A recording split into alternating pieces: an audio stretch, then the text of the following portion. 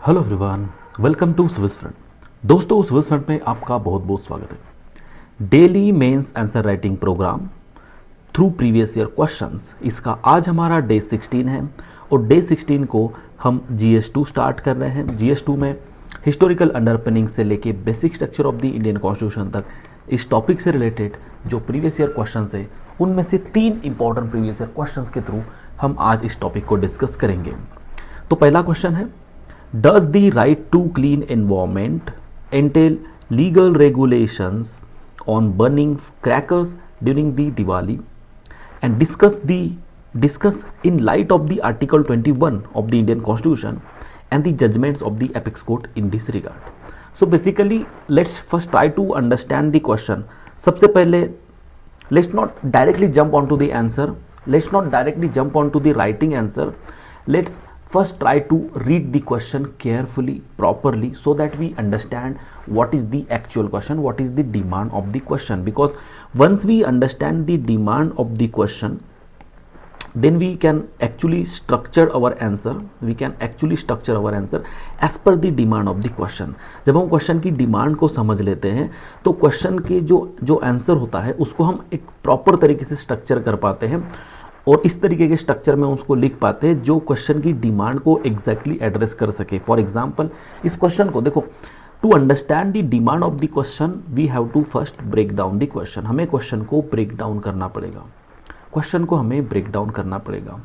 कैसे break down करेंगे? यहाँ पर देखो, कुछ जो कीवर्ड्स होते हैं वो हमें हाईलाइट करने पड़ेंगे। जैसे कि for example, right to clean environment is one of the important keyword which we have to focus upon. Now what is mean by keyword? Keyword का क्या मतलब होता है? कीवर्ड्स जो होते हैं क्वेश्चन के अंदर, वो कीवर्ड्स क्या होते हैं? कीवर्ड्स जो होते हैं वो basically they are those words, they are those themes basically जिसके ऊपर हमें ज़्यादा फोकस करना होता है।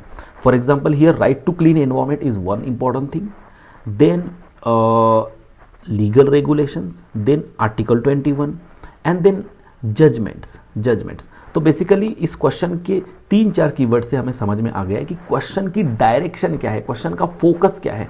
यहाँ पर क्वेश्चन का फोकस क्या है कि दिवाली के वक्त जो फायर क्रैकर्स बर्न किए जाते हैं उसके ऊपर क्या हम रेगुलेशंस ला सकते हैं just in the name of right to clean environment, क्योंकि right to clean environment is our fundamental right that is under article 21।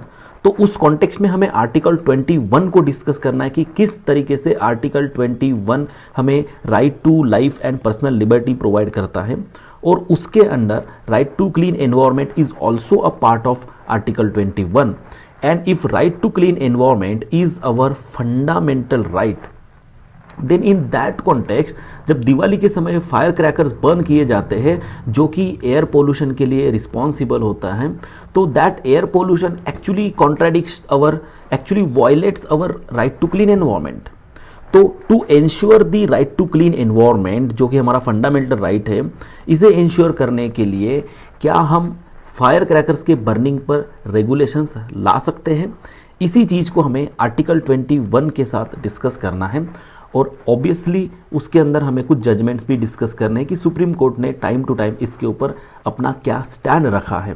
तो ये ओवरऑल हमारा एक स्ट्रक्चर हो जाएगा। And once we understand the demand of the question and structure of the question, then it becomes very easy to write the answer. Now because the question revolves around the article 21, because the question revolves around the article 21, so we will obviously introduce article 21, that what article 21 is, because क्योंकि इस question का जो, इस पूरे discussion का जो origin है, इस पूरे डिबेट का जो ओरिजिन है वो आर्टिकल 21 के अंदर है। बिकॉज आर्टिकल 21 हमें राइट टू क्लीन एनवायरनमेंट जो है वो right to life and personal liberty के अंदर आता है। तो इसीलिए हमें इंट्रोडक्शन में क्या लिखना पड़ेगा? See, it's very easy to understand and identify that what we have to write in the introduction. हमें इंट्रोडक्शन में क्या लिखना है ये समझना बहुत सिंपल है, क्योंकि हमें ये समझना होता है कि इस पूरे क्वेश्चन में सबसे सेंट्रल फोकस किस चीज पर है, वो है आर्टिकल 21 पे। क्योंकि इस पूरे डिस्कशन का जो डिबेट का जो ओरिजिन है वो कहाँ से होने वाला है? आर्टिकल 21 से होने वाला है। और इसलिए हम राइट आर्टिकल 21 जो है इसके साथ इंट्रोडक्शन करेंगे। और बेसिकली क्योंकि आर्टिकल 21 को हमें राइट टू क्लीन एनवायरनमेंट के साथ लिंक करके इंट्रोड्यूस करना है, बिकॉज ये दोनों इसमें इंपॉर्टेंट है, क्योंकि आर्टिकल 21 डिस्कस ही हमें राइट टू क्लीन एनवायरनमेंट के कॉन्टेक्स्ट में करना है। इस वजह से ये दोनों चीज़ें अगर हम डिस्कस कर सके इंट्रोडक्शन में, so that will provide a brief analysis of what the answer is about. So right to clean environment, right to clean environment is intricately linked to the article 21 of the Indian Constitution, which guarantees right to life and personal liberty. So this is our first part of the introduction. Now over the time the interpretation, the article 21 has been interpreted but in several judgments, क्योंकि यहाँ पर हमें judgments के context में discuss करना है, तो several judgments में इनका interpretation किया गया है और उस interpretation के through इसका जो scope है वो एक्सपांड किया गया है। Article 21, the scope of the article 21 has been expanded and it included right to pollution free environment, right to pollution free environment. Now burning the crackers during Diwali, अब दिवाली के समय जो हम क्रैकर्स बर्न करते हैं, although it's a cultural and traditional practice, but it has a significant environmental and health consequences. Now promote, and that's why it prompts a legal interventions to balance the environmental rights as well as religious freedom, क्योंकि religious freedom भी fundamental right है, उसके अंदर हमारे ये सारे cultural और traditional practices आती है, लेकिन right to clean environment is also a fundamental right। अब इसको balance करना जरूरी है और इसको balance करने के लिए कहीं ना कहीं हमें environmental rights को ensure करने के लिए ये burning of fire crackers के अंदर हमें legal interventions लाने पड़ेंगे। So now let's first discuss the Article 21. Article 21 constitutional perspective से Article 21 ensures right to life, which has been interpreted to include right to live in a clean and a healthy environment, that we know. So this interpretation stems from the judgments like Subhash Kumar versus State of Bihar. जो Subhash Kumar versus State of Bihar, supreme court ने इस judgement में कहा कि pollution free environment जो है ये right to life का एक इंटीग्रल पार्ट है, राइट टू लाइफ का एक इंटीग्रल पार्ट है। उसके साथ साथ supreme court has consistently emphasise the importance of sustainable development and environmental conservation. Supreme court ने कंसिस्टेंटली इस बात पर फोकस किया है कि सस्टेनेबल डेवलपमेंट और एनवायरमेंटल कंजर्वेशन बहुत इंपॉर्टेंट है, बहुत ज़्यादा ज़रूरी है। But burning of fire crackers during Diwali that directly contributes to the air and noise pollution, so that impacts the public health, particularly for vulnerable population such as children, elderly and those with respiratory conditions। जो respiratory conditions जिन्हें होती है, जो elderly होती है, जो children होते हैं, ये vulnerable sections है, vulnerable population है और इन्हें काफ़ी ज़्यादा impact होता है एयर और नॉइज पोल्यूशन का। तो इस पे लीगल रेगुलेशंस हम किस तरीके से लगा सकते हैं या क्या लीगल रेगुलेशंस हम इंटरप्रेट कर सकते हैं बर्निंग ऑफ फायर क्रैकर्स पे। See environmental hazards as a environmental hazards of firecrackers. First of all, we have to understand that what are the environmental hazards of firecrackers. Firecrackers जो होते हैं, they release harmful pollutants such as particulate matter, carbon monoxide, sulfur dioxide, and that contribute to severe air quality deterioration। जो air की जो quality होती है वो काफ़ी ज़्यादा severely deteriorate होती है because these burning of firecrackers release harmful pollutants which we have seen। Now also along, this is the air pollution, along with that there is a noise pollution is one of the consequences। So from the firecrackers there is a noise pollution that exceeds the permissible limit। देखो noise pollution मतलब एक permissible limit के beyond जब noise होता है तो that creates, that contributes to the noise pollution। So and that violate the statutory regulations under the Environmental Protection Act। Environmental Protection Act के अंदर और noise pollution regulation control rules के अंदर जो हमारे स्टैट्यूटरी रेगुलेशंस दिए हुए हैं कि एक पर्टिकुलर लिमिट होती है, एक डेसिबल लिमिट होती है हमारी हियरिंग की, जिसके बियॉन्ड अगर मतलब नॉइज होता है तो that contributes to the noise pollution, correct, because that irritates and that have some health impacts. Now what stand supreme court have taken upon the fire crackers. Arjun Gopal versus union of India, इस case में 2017 में Arjun Gopal versus union of India में supreme court ने ये recognise किया कि जो fire crackers हैं उसके हार्मफुल इम्पैक्ट्स होते हैं और इस वजह से रेस्ट्रिक्शंस इस पर इम्पोज करना चाहिए, इनके सेल के ऊपर और इनके यूज़ के ऊपर। So the sale and use of fire crackers there must be the restrictions imposed upon them because they have the harmful impacts, and that is been recognized by Supreme Court in Arjun Gopal versus Union of India case, and that's why it mandated production and sale of green crackers, green crackers which produce less pollution.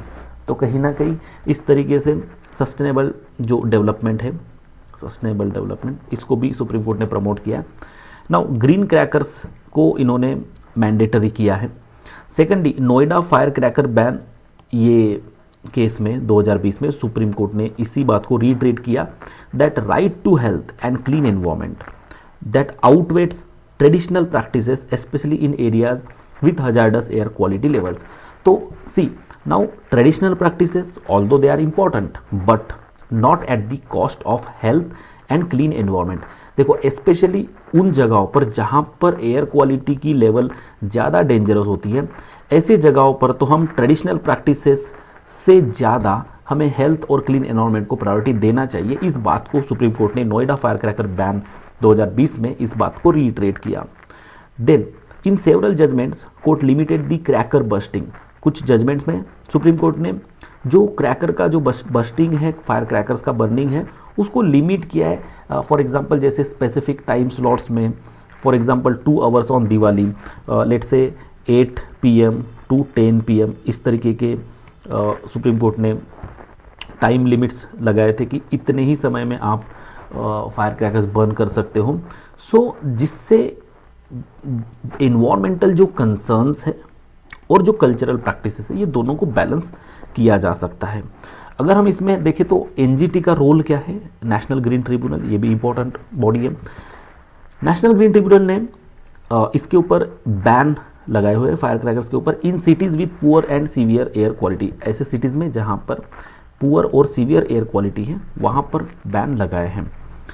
अब देखो environmental rights और cultural practices को balance करना ज़रूरी है। क्यों ज़रूरी है? बिकॉज दी नाउ क्रैकर्स जो है, burning the crackers during Diwali is a long-standing tradition with deep cultural and religious roots. Now, restricting this practice requires sensitivity to religious freedom protected under Article 25 of the Constitution.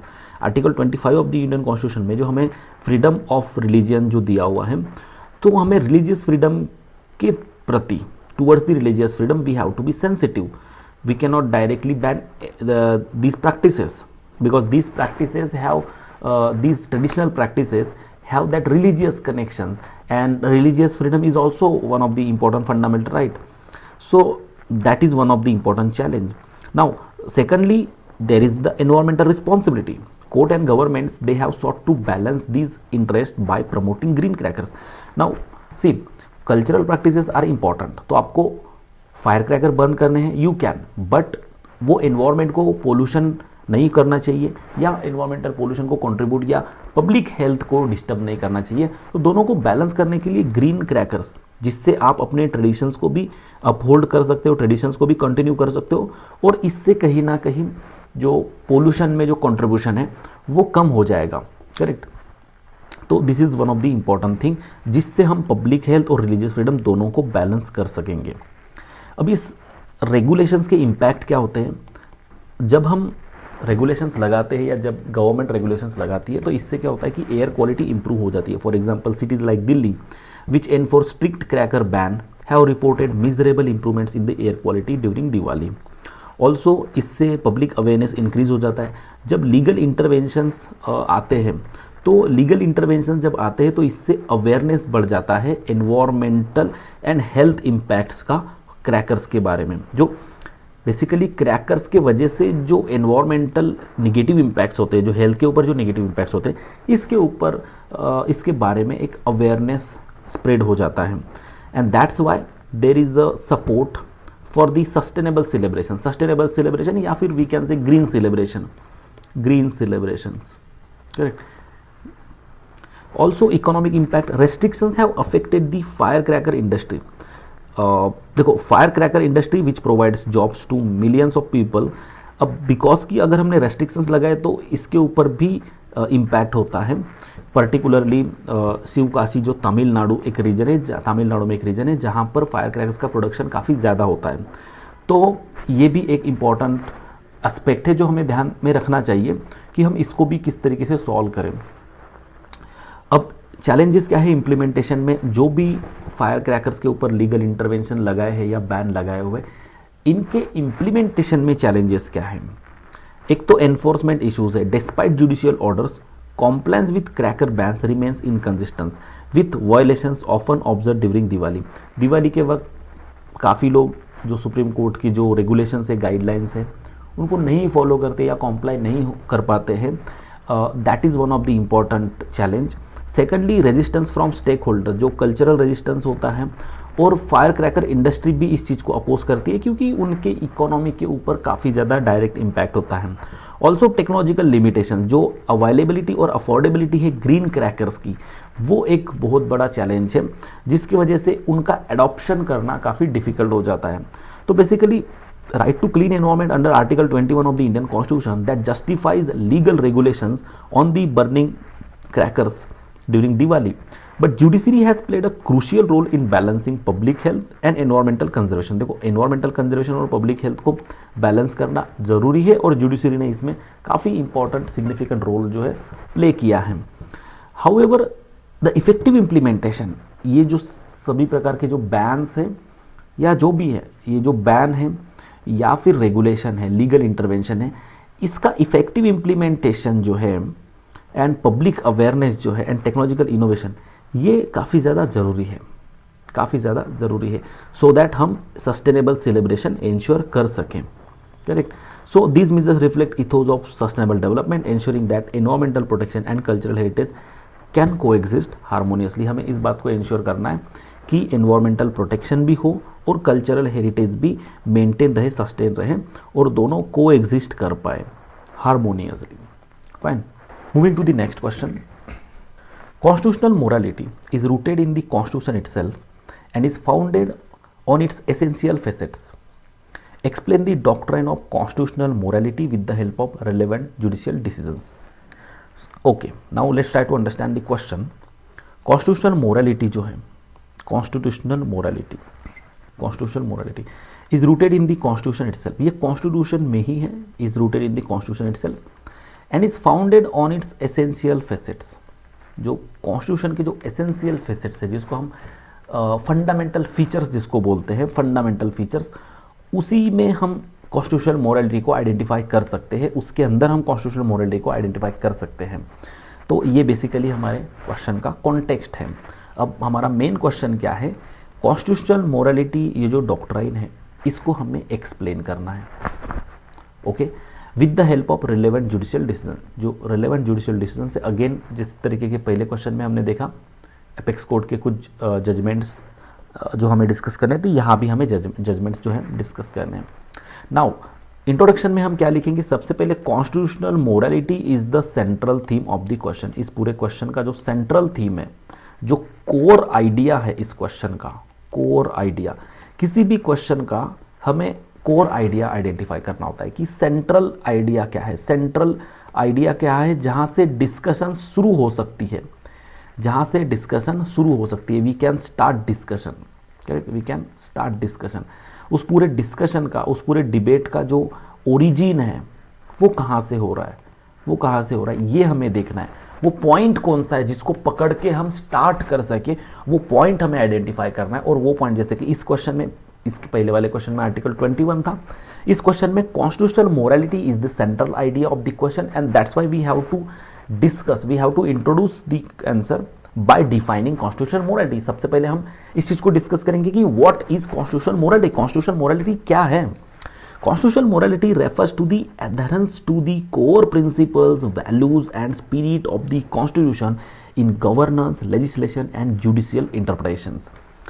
See, जो basically जो हमारा governance है, हमारा legislation है, हमारा judicial interpretation है, be it the governance, be it legislation, be it judicial interpretation, in all these we have to uphold the principles, values and spirit of the constitution whenever, for example, now judicial interpretation, ये किसका काम है, judicial interpretation is the work of judiciary.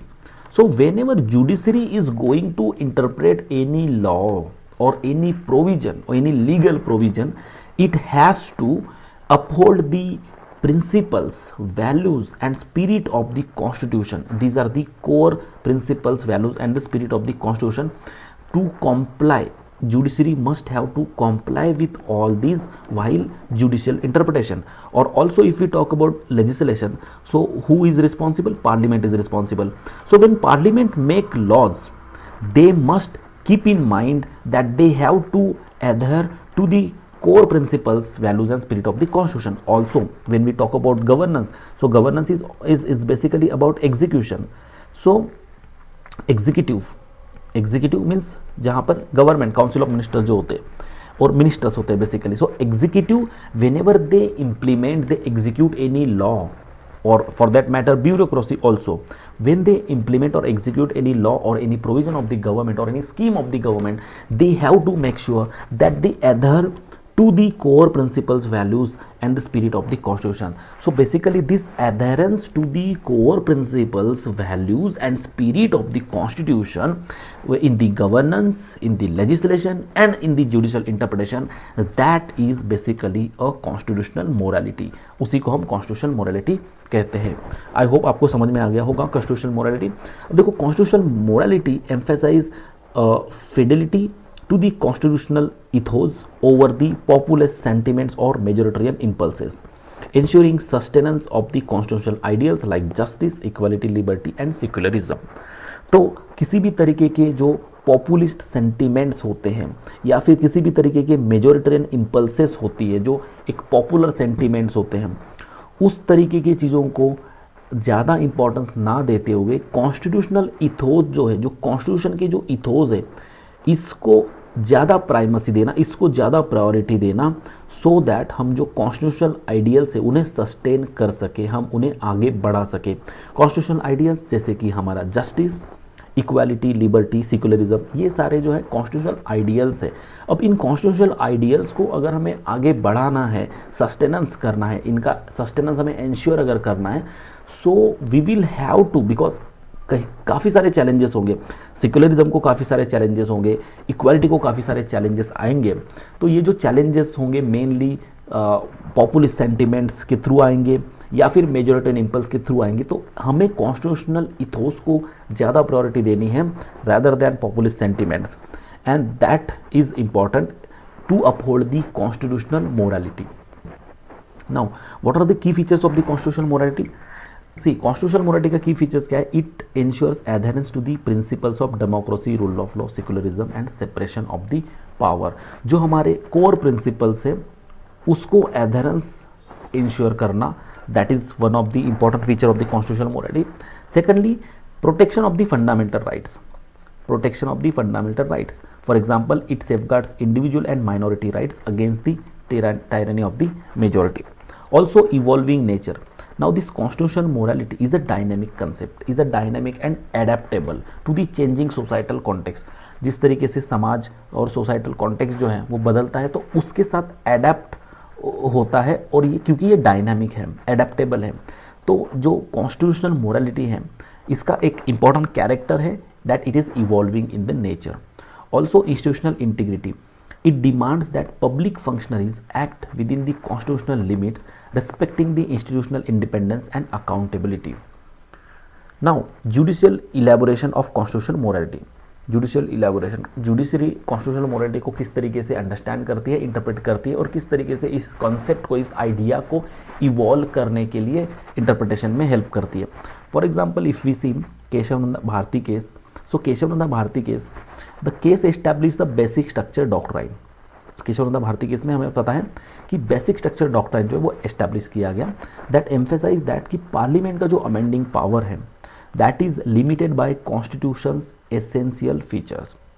Parliament, यहाँ पर मुद्दा यही था कि जो आर्टिकल 368 के अंदर पार्लियामेंट को अमेंडमेंट करने के पावर है, अब वो पावर जो है वो एब्सोल्यूट है या इसके ऊपर कोई रेस्ट्रिक्शन है. That was the matter which was going to be decided in the Kesavananda Bharati case, and it established a basic structure doctrine which said that ki parliament have power to amend the constitution, but it does not have the unlimited power to amend the constitution, that it should amend the constitution but keeping in mind the basic structure doctrine, the basic features. So basically ये वही कह रहा है, constitutional morality की ही बात कर रहा है, Judgment reinforced the idea that adherence to the constitutional principle is non-negotiable even by the legislature. Although parliament को पावर होगा, लेकिन वो कितने भी उन्हें पावर हों, उसके बावजूद भी they must have to ensure that they adhere to the constitutional principles. Okay. Next, Manoj Narula versus union of India 2014. Case dealt with the appointment of the ministers with criminal charges. So यहाँ पर Supreme court ने ये कहा that constitutional morality demands those in the public office uphold the high standards of probity and public trust even if not explicitly mandated by law. Explicitly किसी law में ये mandatory नहीं है, but it is very important that to uphold the constitutional morality demands those in the public office, जो political offices में या bureaucratic offices में, public offices में होते हैं, they should definitely uphold the high standards of probity and public trust. Also, if we talk about the Sabrimala case, this is very important. First one is Keshananda Bharati. This is important. This we can ignore. Sabrimala case is also important. So in Sabrimala case, court struck down the ban on the entry of women. So there was a ban on the entry of women aged between 10 to 50 into the Sabrimala temple, and now Supreme Court has struck down this particular traditional practice and called it as unconstitutional. So here the significance is that this particular case emphasizes that constitutional morality must take precedence over societal morality or customary morality. This is very important, customary morality.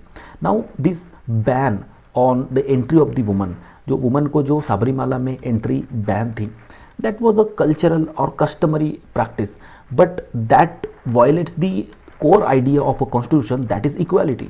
जो equality है वो हमारा core idea है constitution का.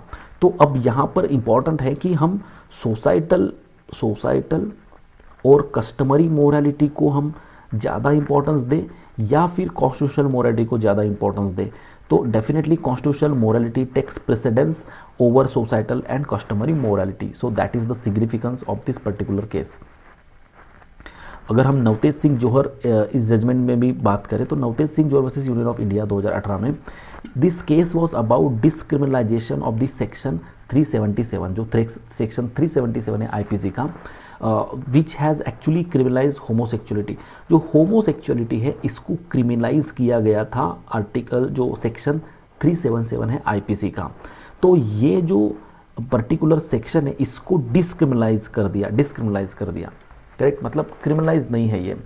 सो this judgment has a significance that the court relied on constitutional morality to declare that individual rights, dignity and sexual orientation are protected under Article 14, 19 and 21.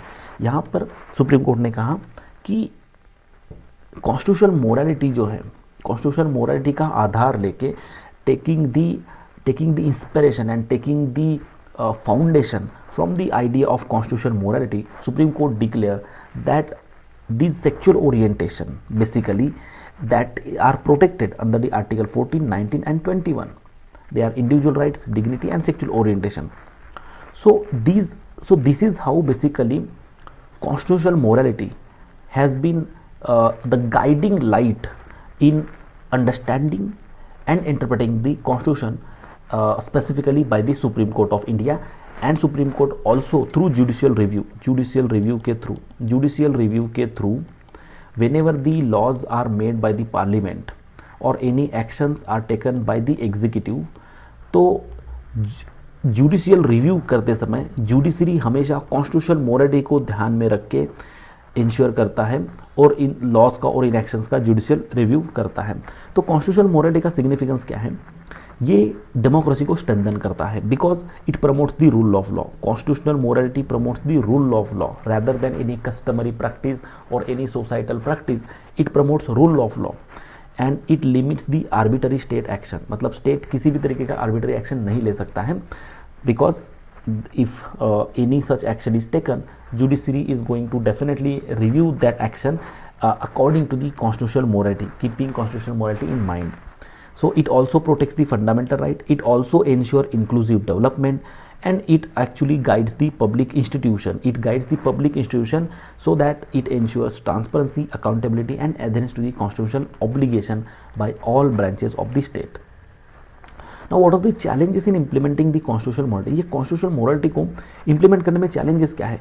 First of all it has a conflict with societal morality. For example हमने जो Sabarimala verdict देखा, वो जो matter देखा, वहाँ पे कहीं ना कहीं हम देख रहे हैं कि सोसाइटल और customary morality and constitutional morality has a conflict, but definitely constitutional morality will take precedence. Then majoritarian influence, mainly there is a political pressure, and that political pressure can prioritize populist measures over constitutional mandates. constitutional mandates और populist measures में से pressure, जब political pressure जब होता है तो that can priorities populist measures, and ऐसे circumstances में कहीं ना कहीं कॉन्स्टिट्यूशनल मोरालिटी के साथ कॉम्प्रोमाइज़ हो सकता है, कॉन्स्टिट्यूशनल मोरालिटी के साथ कॉम्प्रोमाइज़ हो सकता है, जो कि होता है। उसका बहुत ही बढ़िया एग्जांपल है करप्शन। इथिक्स में हम देख सकते हैं corruption is why there is a corruption, because there is a compromise of the constitutional morality. Okay, now lack of awareness is also one of the important challenge before the constitutional morality, and judicial subjectivity. See, this is also very important, क्योंकि judiciary एक judgement में कुछ कहता है, दूसरे judgement में कुछ कहता है, तो इंटरप्रिटेशन, क्योंकि ये इवॉल्विंग नेचर का है, कॉन्स्टिट्यूशनल मोरालिटी खुद एक एडेप्टेबल और इवॉल्विंग नेचर का आइडिया होने की वजह से सब्जेक्टिविटी जो है, जुडिशियल सब्जेक्टिविटी एक बहुत बड़ा चैलेंज हो सकता है। बट अभी तक तो इवॉल्विंग नेचर जो है जुडिशरी, जिस तरीके से कॉन्स्टिट्यूशनल मोरालिटी को इवॉल्व करते आ रहा है, तो it has been prove to be progressive, but then still it has a subjective interpretation and that can be a challenge. Let's understand the next question. The next question is explain constitutional perspective of gender justice. Now, gender justice with the help of relevant constitutional provisions and case laws. Again the question is more or less similar. यहाँ पर भी हमें relevant constitutional provision और case laws हमें discuss करने हैं। यहाँ पर सबसे इम्पोर्टेंट, अब now what should be the introduction, हमें इंट्रोडक्शन हम क्या लिखेंगे? तो हमारा जो मेन फोकस जो है, कोर आइडिया जो है, gender justice is our core idea, is our core concept, is our central theme, basically is our central topic of the question, gender justice. अब जेंडर जस्टिस कॉन्स्टिट्यूशनल पर्सपेक्टिव से हमें explain करना है कि constitutional perspective में, constitution में basically वो क्या प्रोविजंस है, व्हाट आर दी प्रोविजंस जो कॉन्स्टिट्यूशन में है जिसके थ्रू हम जेंडर जस्टिस को समझ सकते हैं, वो हमें एक्सप्लेन करना है with relevant constitutional provisions and laws. Okay, now gender justice, what is gender justice? Gender justice is a fundamental aspect of a social justice. This is very, very important thing, because social justice is the core and central idea of the constitution. हमारे Indian constitution का जो central idea, अगर आपको कोई पूछे कि क्या है, what is the central and core idea, core philosophy of the Indian constitution, so that would be social justice. और सोशल जस्टिस, सामाजिक न्याय जिसको हम कहते हैं, सामाजिक न्याय, social justice, correct. Social justice का एक बहुत ही फंडामेंटल एस्पेक्ट है gender justice. Now that gender justice is basically that seeks to eliminate inequalities between genders. See, there are many inequalities, now we have to understand social justice हमारे लिए जरूरी क्यों है, सोशल जस्टिस हमारे लिए क्यों जरूरी है, क्योंकि देखो, हमारी सोशल की बात जब आती है तो social is basically society, social का मतलब है सोसाइटी। अब इस सोसाइटी में जस्टिस होना जरूरी है। अब जस्टिस कब होगा? अब हमारी जो सोसाइटी जो हमारी है वो इनइक्वालिटीज़ पर आधारित है। इनइक्वालिटीज़ किस बेसिस पर है? कास्ट के बेसिस पर इनइक्वालिटीज़ है, जेंडर के बेसिस पर इनइक्वालिटीज़ हैं, और डेफिनेटली फिर इनकम और बाकी अदर एस्पेक्ट के बेसिस पर भी जो है इनइक्वालिटीज़ है। तो कास्ट इनइक्वालिटीज़ डेफिनेटली हम इसके ऊपर बात कर सकते हैं दूसरे क्वेश्चन में, किसी भी और टॉपिक में, लेकिन यहाँ पर ये जो जेंडर इनइक्वालिटी है, मेन वुमेन वाला जो जेंडर इनइक्वालिटी है, ये हमारा मेन टॉपिक है। तो ये जेंडर इनइक्वालिटी की वजह से काफ़ी प्रॉब्लम्स होते हैं, तो वो हमें कहीं ना कहीं आइडेंटिफाई करके एड्रेस करना है।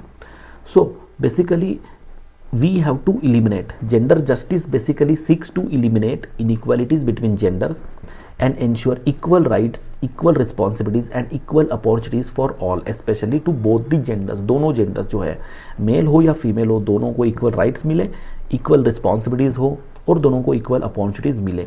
Now Indian constitution provides a robust framework to achieve gender justice, ensuring provisions for equality, protection and empowerment.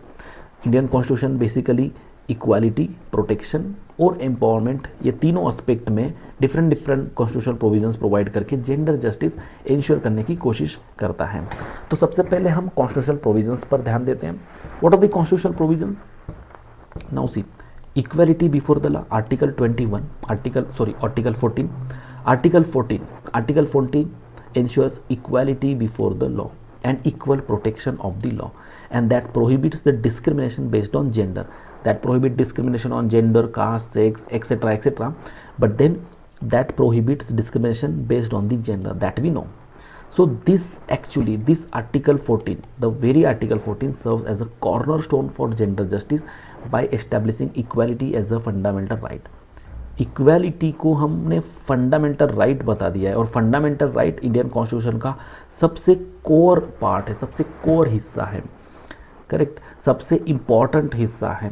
तो उस सबसे कोर हिस्से में हमने equality as a fundamental right, जो कि सबसे पहला राइट है फंडामेंटल राइट के अंदर, वो हमने बता के कहीं ना कहीं कॉन्स्टिट्यूशन ने ये सेट कर दिया है कि gender justice is very important for the constitutional perspective, and that prohibits discrimination.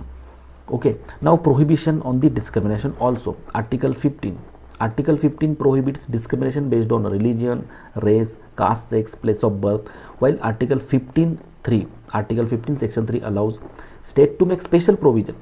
See, now the important thing is, यहाँ पर डिस्क्रिमिनेशन, किसी भी बेसिस पर जो डिस्क्रिमिनेशन है, चाहे रिलीजन हो, रेस हो, कास्ट हो या फिर जेंडर हो, किसी भी तरीके का जो डिस्क्रिमिनेशन है वो आर्टिकल 15 प्रोहिबिट करता है। मतलब इस तरीके का डिस्क्रिमिनेशन अलाउड नहीं है कि आप किसी के साथ डिस्क्रिमिनेट नहीं कर सकते हो।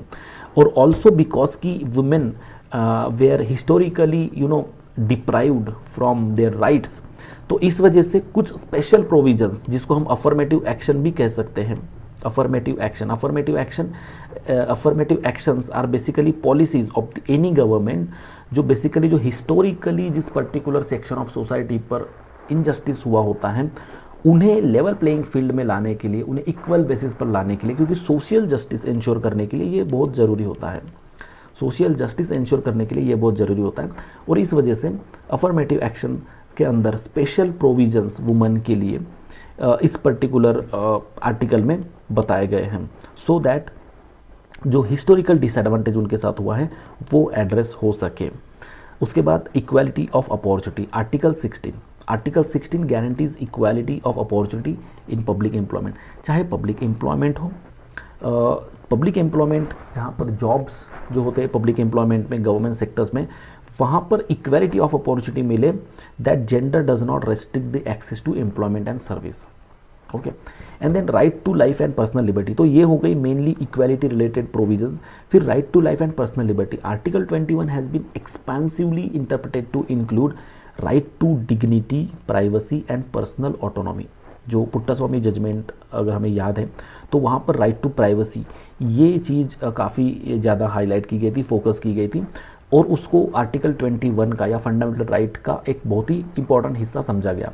तो basically right to dignity, right to privacy and right to personal autonomy, अब ये जो राइट है ये बहुत ही इंपॉर्टेंट राइट है, जो आर्टिकल 21 के अंदर पुट्टास्वामी केस के थ्रू इस चीज़ को समझा गया है। And this is very critical to achieve gender justice. Gender justice achieve करने के लिए, जेंडर जस्टिस अचीव करने के लिए पर्सनल ऑटोनॉमी, जो बॉडीली ऑटोनॉमी जिसको कहते हैं, बॉडीली ऑटोनॉमी। अब बॉडीली ऑटोनॉमी के अंदर क्या क्या चीज़ें आ सकती है? बॉडीली ऑटोनॉमी मतलब देखो यहाँ पर फॉर एग्जांपल बॉडीली ऑटोनॉमी के अंदर यहाँ पर जैसे एबॉर्शन या फिर फैमिली प्लानिंग, प्रेगनेंसी, इस तरीके के जो डिसीजंस है वो फीमेल जो है खुद ले सके और लेने का उसको अधिकार हो, उनको अधिकार हो, that is basically the bodily autonomy. तो बॉडीली ऑटोनॉमी जो है इसके अंदर है, राइट टू प्राइवेसी के अंदर है, यहाँ पर अभी मेंशन नहीं है, बट राइट टू प्राइवेसी के अंदर ये बॉडीली ऑटोनॉमी आता है। Personal autonomy, bodily autonomy, privacy, dignity, ये सब चीज़ें उसके अंदर आती है। तो that has actually been very critical to achieve gender justice. Also there are some directive principles of state policy under part 4 For example, Article 39A ensure that equal right to an adequate means of livelihood for men and women.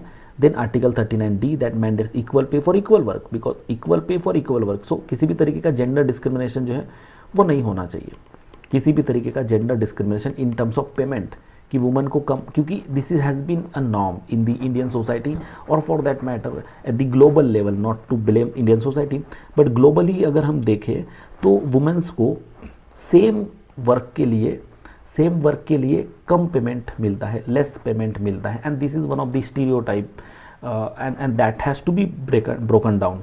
सो जो article 39D है basically directive principle के अंदर, that mandates equal pay for equal work irrespective of the gender. Also article 42 that directs the state to provide just and human conditions for work and maternity relief. ये एक important article है. यहाँ पर maternity relief, जो maternity benefits के provisions हो, maternity leave हो या बेनिफिट हो, ये सभी तरीके की चीज़ें मिले, that also help establish the gender justice. Then there are some provisions like reservation for women in the local governance. This is very important from the gender justice perspective. यहाँ पे हम देखते हैं we know that there is a 1/3 reservation for women in the panchayats and municipalities. So that empowers women politically. Women को politically वो empower करता है. Also trafficking and forced labor जो है इसको भी prohibit किया गया है आर्टिकल 23 के अंदर. तो this is also very important. Now if we see these were the constitutional provisions to ensure gender justice. जो जेंडर जस्टिस वाला जो पर्सपेक्टिव है कॉन्स्टिट्यूशन में, इससे रिलेटेड कुछ आर्टिकल्स, कुछ कॉन्स्टिट्यूशनल प्रोविजंस है. उसके अलावा अगर हम जुडिशियल कंट्रीब्यूशन की बात करें तो Vishakha guidelines, Vishakha versus state of Rajasthan में सुप्रीम कोर्ट ने गाइडलाइंस इशू किए थे to prevent the sexual harassment at the work place. So this is one of the important thing. Then right to enter the religious place. अब अगर हम Sabarimala case की बात करें तो इसके थ्रू भी सुप्रीम कोर्ट ने कहीं ना कहीं जेंडर जस्टिस इंश्योर करने की कोशिश की है. फिर ट्रिपल तलाक वाला भी केस हम यहाँ पर ले सकते हैं. Shayara Bano versus union of India में डिक्लेयर किया सुप्रीम कोर्ट ने कि जो ये जो प्रैक्टिस है, इंस्टेंट ट्रिपल तलाक वाली जो प्रैक्टिस है, that is unconstitutional because that is very much discriminatory and also depriving womens from their fundamental rights. So protecting Muslim women's rights is important. For that, the principle for that, this in the Shaira Bano versus Union of India, Supreme Court declared this particular practice as unconstitutional. Also, then there are some many other provisions. For example, discriminalization of adultery. In Joseph Shine versus Union of India, Supreme Court discriminalized adultery, declaring it unconstitutional as it treated women as a property of their husbands, violating the principle of equality.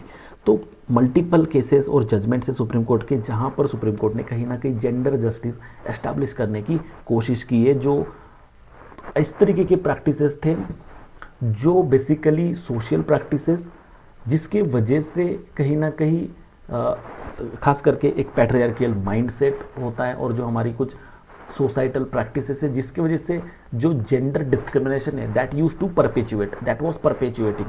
तो वो जो perpetuating gender justice, gender basically discrimination है, उसको address करके gender justice को establish करने के लिए कॉन्स्टिट्यूशन ने अपने लेवल पर एफर्ट्स तो लिए ही है definitely through various provisions which we have seen, but along with that judiciary ने भी काफ़ी ज़्यादा प्रोग्रेसिव प्रोविजंस और जजमेंट्स जो है वो दिए हैं डिफरेंट टाइम्स में, and it has contributed in establishing gender justice.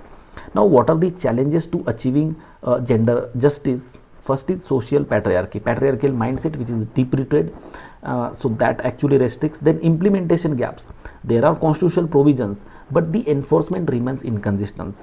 Also there is a gender based violence. There are high rates of crimes against women, including domestic violence, sexual assault, etc., trafficking, and these things actually hinder the gender justice efforts. Gender justice के लिए हम इतने efforts ले रहे हैं constitutional provision से, उसके बावजूद भी जो क्राइम्स होते हैं वुमेन के अगेंस्ट, डोमेस्टिक वायलेंस या सेक्सुअल असॉल्ट इस तरीके के, तो इसकी वजह से जेंडर जस्टिस इंश्योर कर पाना अभी भी काफ़ी चैलेंजिंग हो रहा है. और सबसे important lack of representation. Women remain under represented in the political, corporate and judicial leaderships positions. अगर हम जुडिशरी की भी बात करें या फिर अगर हम पॉलिटिकल इसमें भी बात करें, फॉर एग्जांपल अगर हम अभी जो प्रेजेंट लोकसभा है जो 2024 वाली जो लोकसभा है उसमें भी देखें तो परसेंटेज थोड़ा कम हुआ है. Earlier it was around 14%, now it is around 13% approximately.